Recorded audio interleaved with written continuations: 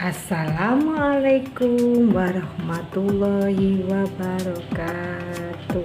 Hai anak-anak, gimana kabarnya hari ini? Baik-baik saja kan?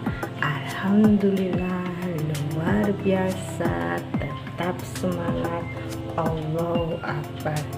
Sebelum pembelajaran dimulai, kita berdoa terlebih dahulu supaya ilmu yang kita dapat nanti bermanfaat bagi kita semua. Berdoa mulai, berdoa selesai. Disimak baik-baik ya anak-anak pembelajaran hari ini. Tujuan pembelajaran tema 9 subtema 2 pembelajaran 1.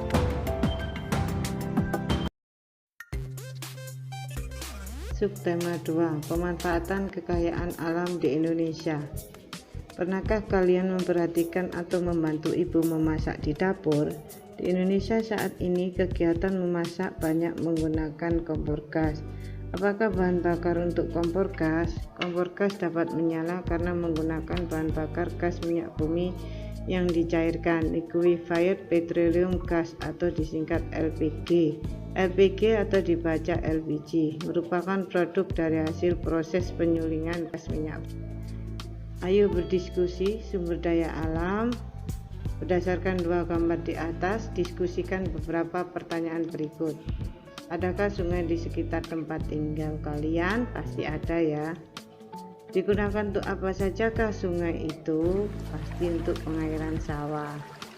Pohon apakah yang ada di sekitar tempat tinggal kalian? Ada yang punya pohon mangga, pohon jambu, pohon pepaya? Digunakan untuk apa sajakah pohon itu? Nah, untuk apa? Ayo, pasti buahnya kalian makan. Coba tuliskan manfaat-manfaat sungai dan pohon bagi manusia. Kalian sebutkan yang lain ya anak-anak. Ayo berlatih. Sumber energi dan perubahan energi. Banyak kegiatan di sekitar kalian yang menggunakan energi. Ayo tuliskan sumber-sumber energi yang digunakan dan perubahan energi yang terjadi saat melakukan kegiatan-kegiatan berikut. Ada anak bermain layang-layang. Sumber energi yang digunakan adalah angin. Perubahan energi yang terjadi adalah gerak. Gambar sate. Sumber energi yang digunakan adalah energi panas. Perubahan energi yang terjadi adalah sate menjadi matang. Ada seorang ibu menjemur gabah. Sumber energi yang digunakan adalah pentingnya panas sinar matahari. Dan energi yang terjadi, ayo mencoba. Pemanfaatan sumber energi. Pemanfaatan sumber energi apa saja yang terjadi dalam kehidupan sehari-hari? Ayo tuliskan pemanfaatan tersebut dalam bentuk skema berikut. Energi gerak menjadi energi listrik, yaitu pembangkit listrik tenaga air atau angin. Energi listrik menjadi gerak, contohnya adalah kipas angin. Energi listrik menjadi cahaya, energi cahaya contohnya adalah lampu. Ayo mencari tahu pemanfaatan perubahan energi. Berdasarkan kelestariannya, sumber daya alam dibedakan menjadi dua, yaitu sumber daya alam yang dapat diperbarui dan sumber daya alam yang tidak dapat diperbarui. Sumber daya alam yang dapat diperbarui merupakan sumber daya alam yang dapat dihasilkan kembali meskipun telah digunakan. Contohnya hasil pertanian, peternakan, dan perikanan. Sumber daya alam yang tidak dapat diperbarui merupakan sumber daya alam yang tidak dapat dihasilkan lagi setelah digunakan. Contohnya adalah minyak bumi, batu bara, gas alam, dan bahan tambang.